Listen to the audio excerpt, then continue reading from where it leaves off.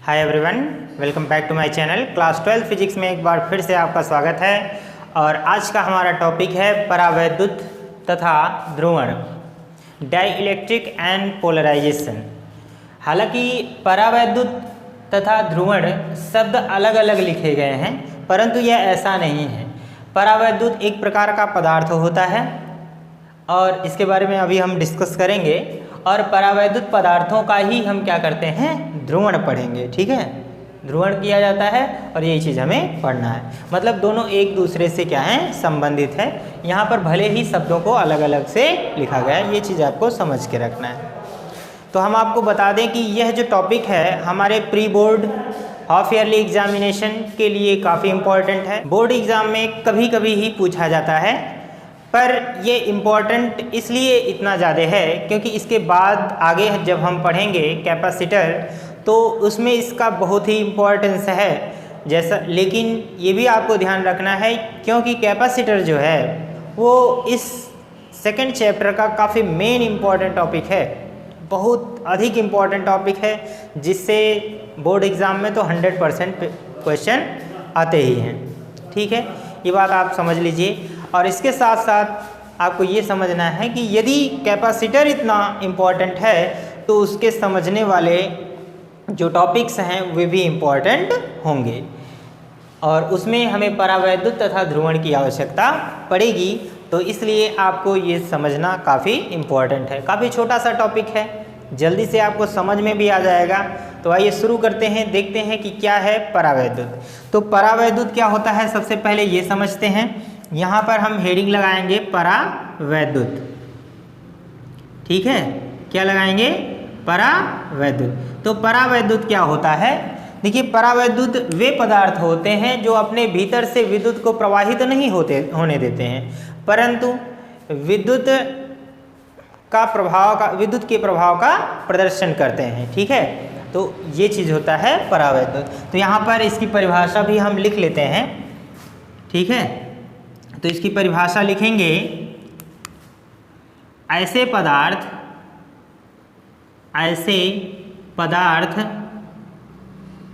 जो अपने भीतर से विद्युत प्रवाहित नहीं होने देते, अर्थात आवेश को प्रवाहित नहीं होने देते, जो अपने भीतर से आवेश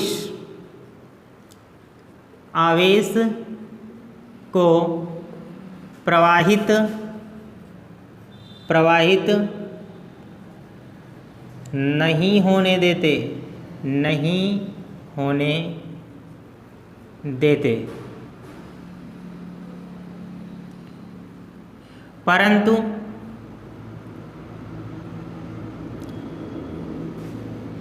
परंतु विद्युत प्रभाव का प्रदर्शन करते हैं। क्या करते हैं, विद्युत प्रभाव का प्रदर्शन करते हैं। यानी वहाँ पर ये क्या करते हैं, विद्युत प्रभाव का प्रदर्शन करते हैं, जैसे कि प्लस और माइनस का प्रदर्शन करते हैं। और साथ में ये विद्युत को प्रभावित भी करते हैं। जब आप कैपेसिटर पढ़ेंगे तो वहाँ पर आप लोगों को इसकी काफ़ी आवश्यकता पड़ेगी। अब एग्जाम्पल क्या होते हैं, जैसे परावैद्युत पदार्थ क्या क्या चीज़ें होंगी इन्हें समझते हैं।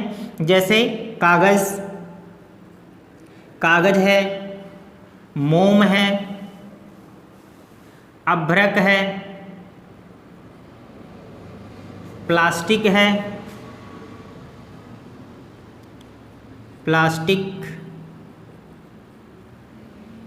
और माइका वगैरह होता है। यहाँ पर अब हम लिख देते हैं इत्यादि। तो ये सारी चीज़ें क्या होती हैं, परावैद्युत।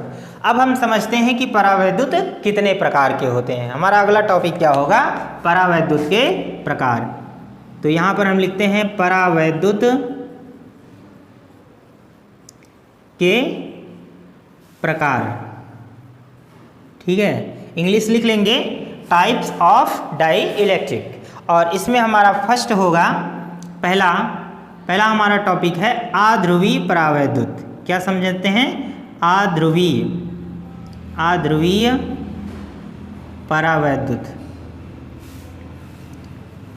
परावैद्युत। ठीक है, इसकी इंग्लिश अगर लिखना चाहें तो लिख सकते हैं non polarise, non polarise, non polarise dielectric, dielectric. ठीक है डियर स्टूडेंट, अब देखते हैं अध्रुवीय परावैद्युत क्या होते हैं। यानी जिसके अध्रुवीय का मतलब जिसके ध्रुव अलग अलग नहीं होंगे, और किसका ध्रुव अलग नहीं होगा इसे समझते हैं आवेश का। यानी जिन परावैद्युत में, जिस परावैद्युत पदार्थ में प्लस और माइनस के जो केंद्र होते हैं वे अलग अलग नहीं होते हैं, संपाती होते हैं, उन्हें ही हम क्या कहते हैं, अध्रुवीय परावैद्युत। ठीक है, तो इसकी भी परिभाषा हम क्या करते हैं, लिख लेते हैं। वो क्या होगा, यहाँ पर ध्यान दीजिएगा, यहाँ होगा ऐसे, ऐसे हम परावैद्युत के ही प्रकार लिख रहे हैं, इसलिए यहाँ पर हम क्या लिखें, ऐसे परावैद्युत, क्या लिखें, ऐसे परावैद्युत पदार्थ, ऐसे परावैद्युत पदार्थ जिनके अणुओं के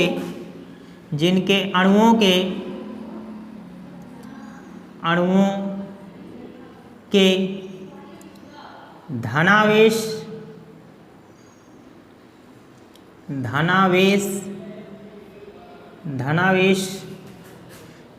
के केंद्र तथा ऋणावेश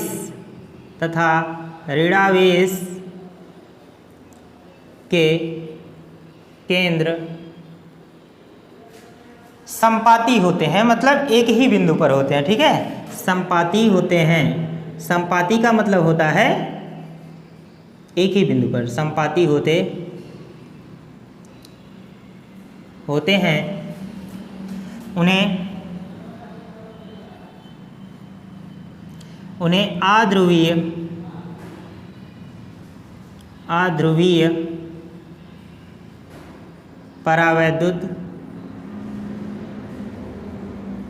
परावैद्युत कहते हैं। ठीक है, तो ये हो जाएगा इसका। और इसके बाद हम इसका एग्जाम्पल भी ले लें, जैसे हमारे पास होता है, इसके लिए एग्जाम्पल हम ले रहे हैं, जैसे O2 ऑक्सीजन के अणु, और साथ में हम क्या ले रहे हैं, H2। ठीक है, यानी हाइड्रोजन के अणु ले लें। तो इसमें क्या होता है, इसके अगर हम बॉन्ड बनाएं, हम जानते हैं ऑक्सीजन के बीच में क्या होता है, डबल बॉन्ड होता है। तो इन दोनों अणुओं के जो केंद्र होंगे वे संपाती होते हैं, मतलब एक ही बिंदु पर होते हैं। और हम जानते हैं H हाइड्रोजन के में क्या होता है, सिंगल बॉन्ड होता है। तो ये क्या होगा, इसके भी केंद्र क्या होंगे, संपाती होंगे। ठीक है, एक ही बिंदु पर होंगे, तो इसलिए उन्हें हम क्या कहेंगे, अध्रुवीय परावैद्युत। अब इसे थोड़ा सा डायग्राम के माध्यम से भी समझते हैं कि कैसे होगा। देखिए, यदि आप यहाँ पर एक बॉक्स बना लें, ठीक है, सपोज मान लीजिए कि हमने एक पदार्थ लिया, कौन सा पदार्थ है ये, हो सकता है माइका का ले लीजिए आप, कागज़ का ले लीजिए, मोम ले लीजिए, अभ्रक ले लीजिए, प्लास्टिक ले लीजिए, कुछ भी ले सकते हैं। तो ये हमने एक पदार्थ ले लिया। अब पदार्थ में ढेर सारे अणु होते हैं ना, जैसे आप सोचो एक झोले में ढेर सारी सब्जी ले लें तो उसमें कई सारे अणु होंगे ना। एक झोले में ढेर सारा आलू ले लें तो बहुत सारा आलू होगा ना। तो एक एक की बात करेंगे हम यहाँ पर। तो यहाँ पर अध्रुवीय पदार्थ है, तो यहाँ पर हम ले रहे हैं एक, सपोज यहाँ पर क्या है, एक ये अणु है, एक ये अणु है, एक ये अणु है, और एक यहाँ पर हम अणु ले रहे हैं। ठीक है, इस तरह से। और इसमें ये जो प्लस है और माइनस है, यहाँ भी प्लस माइनस। ठीक है, यहाँ पर जो प्लस है, minus, plus minus, plus minus, इस तरह से, मतलब एक ही जगह पर हम यहाँ अलग अलग दिखा रहे हैं आपको दिखाने के लिए। कहने का मतलब है ये इसके जो केंद्र होंगे वो एक ही बिंदु पर हों, तो उसे हम क्या कहेंगे, अध्रुवीय परावैद्युत। साथ में ये भी याद रखना है आप लोगों को, ये ऐसा कब होगा ऐसा कब होगा? वैद्युत क्षेत्र, ध्यान रखिएगा, वैद्युत क्षेत्र, या आप ऐसा लिख लें बाह्य वैद्युत क्षेत्र की अनुपस्थिति में ध्यान रखना है, जब बाह्य वैद्युत क्षेत्र नहीं होगा तब, ठीक है, अनुपस्थिति में ये प्रॉब्लम क्रिएट होगी। ठीक है, तो इस तरह से रहेगा तो उसे हम आध्रुवीय कहेंगे। थोड़ा सा और समझते हैं इसे। आप जानते हैं कि परमाणु के बीच में क्या होता है? नाभिक में क्या होता है? पॉजिटिव होते हैं, और साथ में जैसे प्रोटॉन होता है और न्यूट्रॉन होता है। इसमें पॉजिटिव भी होता है, पॉजिटिव होता है, इसके बाहर क्या होता है? इलेक्ट्रॉन होता है जो ऋणावेश है। इस तरह से हम कहते हैं कि यदि इस धनावेश का जो केंद्र है यहीं पर हो और इस ऋणावेश का भी केंद्र क्या हो? यहीं पर होगा, तो यह स्थिति क्या कहलाएगी? आध्रुवीय पदार्थों की। उम्मीद है कि इससे कहीं ज़्यादा ये बातें आपको समझ में आ गई होंगी। हमने यहाँ पर प्लस और माइनस अलग अलग लिखा है आपको समझाने के लिए। बस आपको अणुओं में, यानी पदार्थ के बीच में जो अणु होंगे और अणुओं के बीच जो परमाणु होंगे और वहाँ पर जो धनावेश और ऋणावेश हैं उनके केंद्र क्या हों, यदि एक ही बिंदु पर होंगे तब उसे हम क्या कहेंगे? आध्रुवीय पदार्थ। आ गई बात समझ में? बिल्कुल, बहुत अच्छे। हाँ, कहाँ सर जी समझ में आ गया? कोई बात नहीं बेटा, यदि समझ में ना आया हो तो कमेंट सेक्शन में लिख देना, मैं थोड़ा और डिस्क्रिप्शन दूंगा। पर मुझे विश्वास है कि जो कुछ भी मैंने बताया है आपको समझ में आया होगा। यदि फिर भी नहीं आया तो आप कमेंट सेक्शन में लिख सकते हैं, कोई प्रॉब्लम नहीं है। अगर ये बात समझ गए हैं तो इसके बाद का जो टॉपिक है हमारा ध्रुवीय पदार्थ, वो अच्छे से समझ में आ जाएगा। तो चलिए यहाँ पर लगाते हैं हम अपनी हेडिंग सेकंड वाली, जिसे हम क्या कहेंगे? ध्रुवीय परावैद्युत। क्या लगाते हैं? ध्रुवीय परावैद्युत। ठीक है, इंग्लिश इसका लिख दें हम पोलराइज। ठीक है, ध्रुवीय मतलब यहाँ क्या हो जाएगा? पोलराइज डाइइलेक्ट्रिक,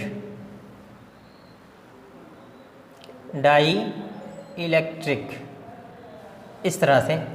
अब देखो इसकी भी परिभाषा ठीक ऐसे ही होगी। उम्मीद है कि सब लोग लिख लेंगे, मैं इसे ज़्यादा डिस्क्रिप्शन नहीं दूंगा।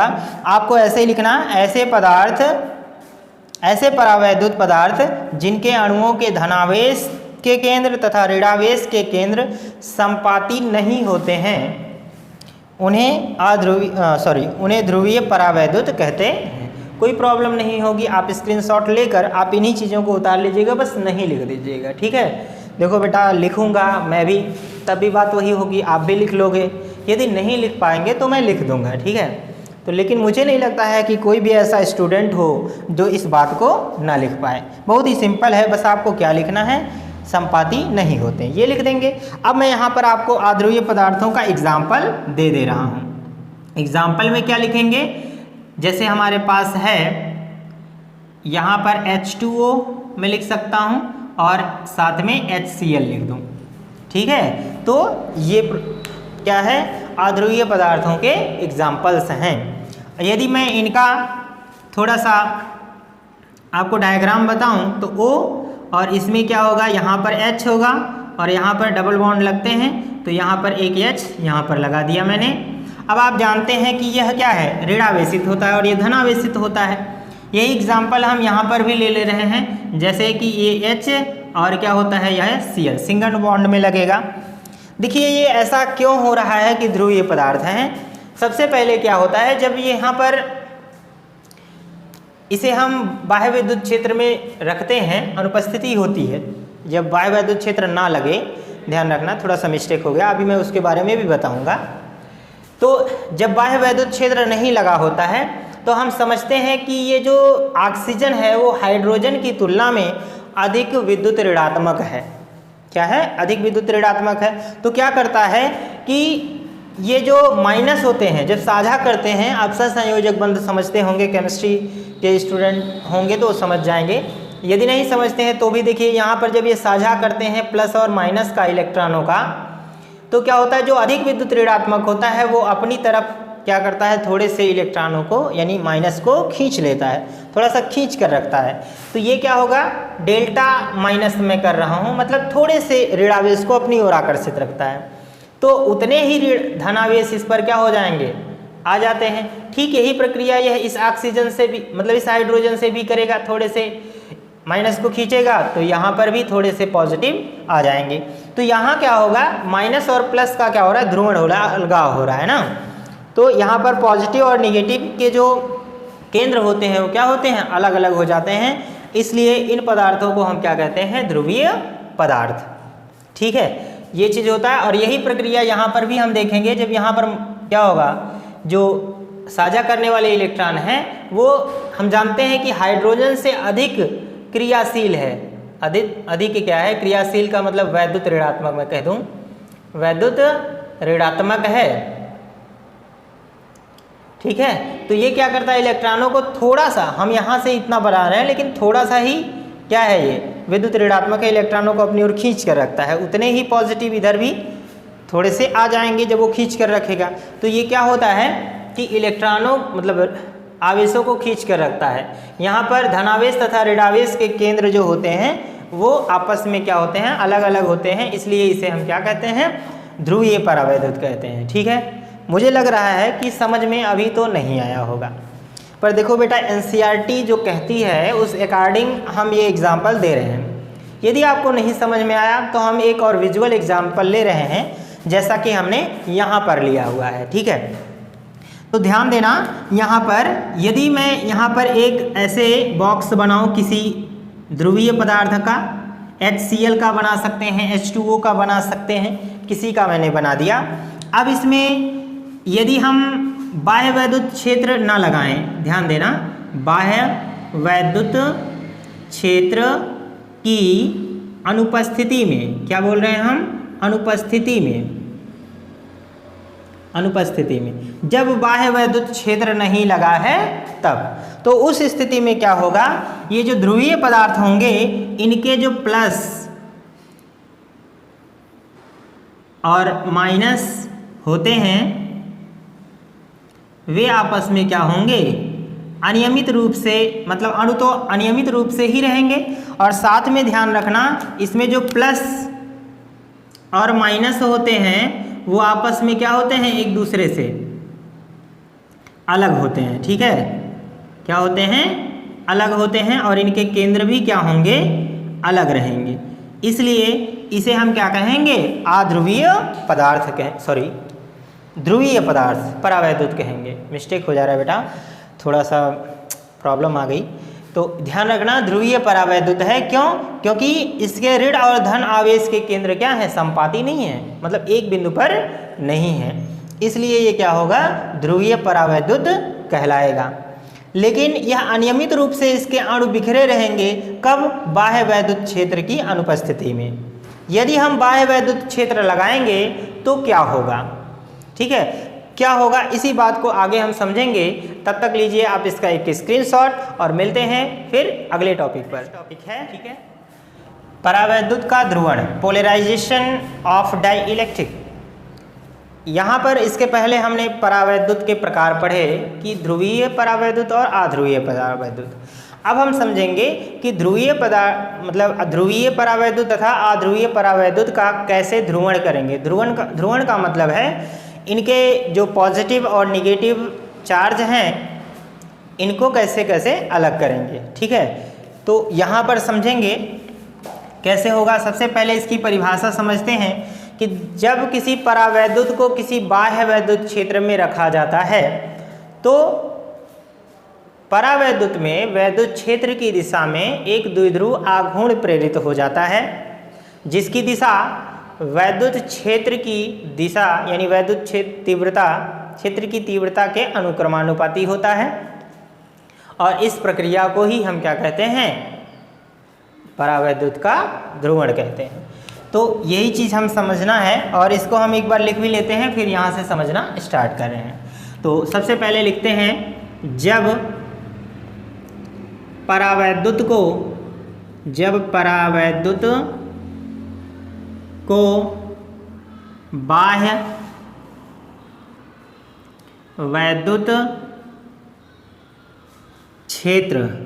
बाह्य वैद्युत क्षेत्र में रखा जाता है तब वैद्युत क्षेत्र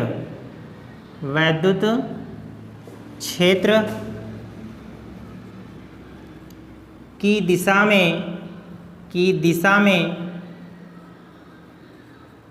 एक द्विध्रुव आघूर्ण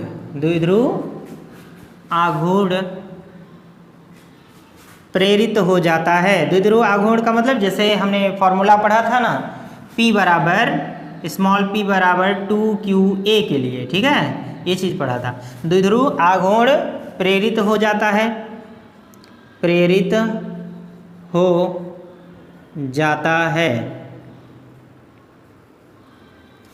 जिसका मान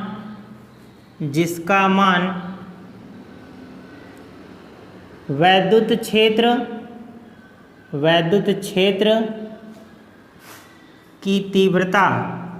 क्षेत्र की तीव्रता के अनुक्रमानुपाती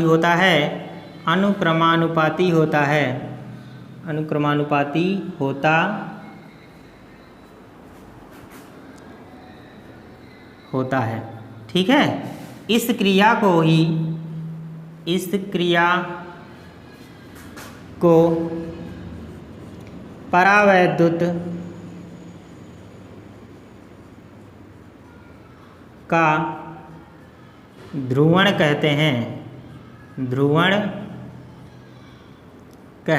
हैं, ठीक है। ये चीज़ आप ध्यान रखना है, परावैद्युत का ये क्या कहलाता है, ध्रुवण, ठीक है। यहाँ पर वैद्युत क्षेत्र की तीव्रता के अनुक्रमानुपाती होने का मतलब वैद्युत क्षेत्र E प्रोपोर्शनल क्या हो जाएगा, P, ये चीज़। अब ये सारी चीज़ें क्या हैं, इन्हें आगे समझते हैं। ये देखिए आपका क्या है, एक आध्रुवीय परावैद्युत पदार्थ है। कब? जब बाह्य वैद्युत क्षेत्र की अनुपस्थिति में, ठीक है, यानी बाह्य वैद्युत क्षेत्र नहीं लगा है तो इस तरह से होगा। अब हम समझें कि यदि यहाँ पर हम एक बाह्य वैद्युत क्षेत्र लगा दें दोनों तरफ, यदि बाह्य वैद्युत क्षेत्र लगा दें इधर, यहाँ से इधर की दिशा में, ठीक है, सपोज जैसे E इधर से लगा दें, ठीक है, इधर की दिशा में, तो यहाँ पर जो ये अणु थे ये प्लस माइनस करके, ध्यान रखना, इस तरह से जो अणु होंगे वो क्या होंगे, जो प्लस माइनस संपाती थे वो क्या होगा, अलग अलग हो जाएगा। ये माइनस इधर हो जाएगा और ये प्लस इधर, माइनस इधर प्लस इधर। माइनस क्या होता है, विद्युत क्षेत्र की विपरीत दिशा में, ठीक है, ये माइनस ये प्लस, ये माइनस ये प्लस, ये माइनस ये प्लस, ये माइनस ये प्लस, अब ये अलग अलग हो जाएंगे, ठीक है। अब वैद्युत क्षेत्र की दिशा में ही क्या होता है, द्विध्रुव की भी दिशा होगी। यहाँ पर देखिए वैद्युत क्षेत्र की दिशा है, इधर ही क्या होगा, वैद्युत द्विध्रुव आघूर्ण की भी दिशा होगी, इधर ही दिशा में प्रेरित होगा और यह इसके अनुक्रमानुपाती होगा। जितना वैद्युत क्षेत्र की तीव्रता बढ़ेगा उतना ही अधिक द्विध्रुव आघूर्ण भी बढ़ेगा। यही प्रक्रिया इसमें भी होगी।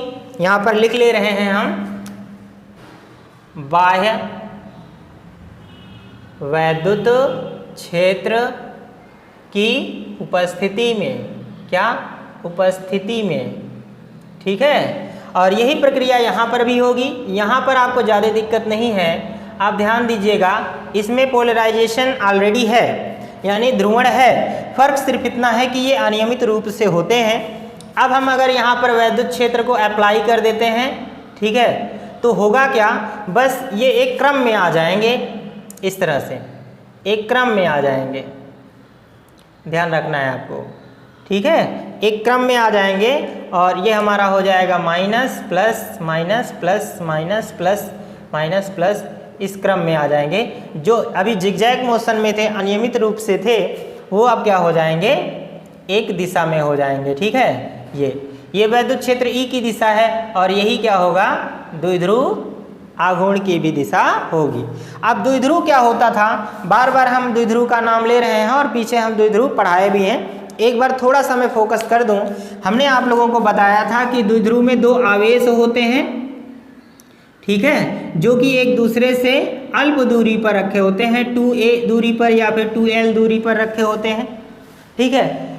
अब इन आवेशों के परिमाण तो समान होते हैं, परंतु इनकी प्रकृति अलग होती है। एक तरफ माइनस होता है क्यू और एक तरफ क्या होता है प्लस क्यू, जैसा कि यहाँ पर भी हम देख रहे हैं।